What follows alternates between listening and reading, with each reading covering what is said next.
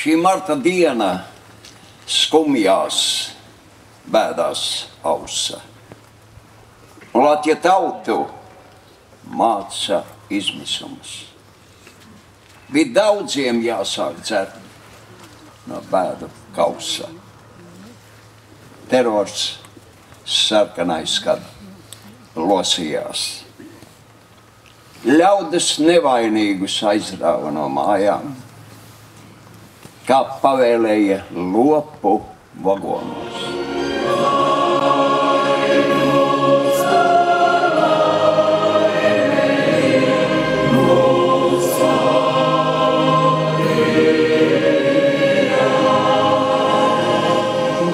Katru dienu. Un nākošais atkal šeit pa.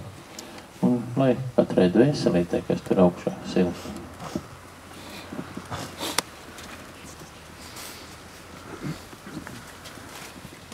Vai jāsēro?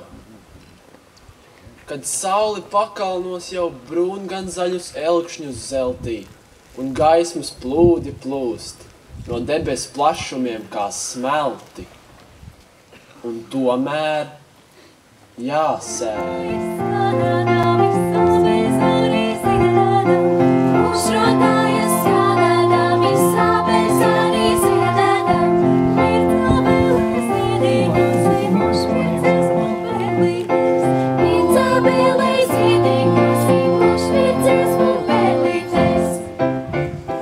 Nav aizmirstams tas ceļš, nav aizmirstams tie Sibīrijas nometinājumi, kas bija saistīti ar cilvēku iznīcināšanu.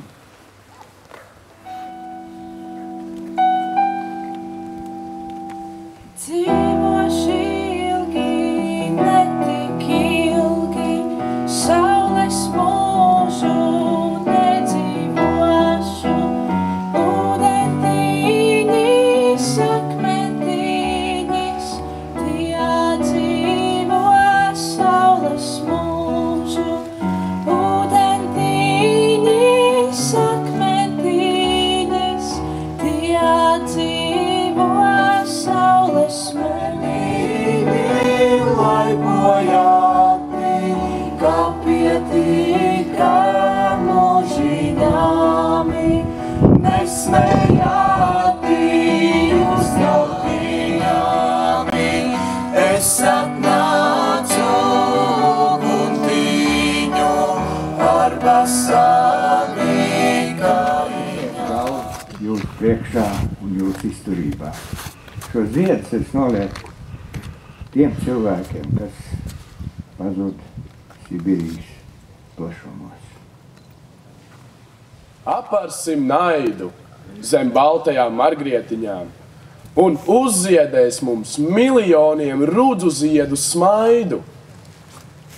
Izbalsināsim ar labestību savu māju pelēkās sienas un rotāsies saule uz tām ikdienas. Gadiem šeit jūsu vidū, varbūt arī šodien, esošā represētā un izsūtītā Ilga Pagājeva atbildē kādam, ka vajadzētu tomēr rimties un izliegt, teica nekad, jo izliegt jau var tikai ar tiem, kas vēlas, kas grib un kas saprot. Un tagad arī politiķi gan Rīgā, gan arī Liepājā aicina izlīgt, piedot, pat samierināties. Es domāju, ka tiešām izlīgt var, bet ne ar visiem un varbūt arī.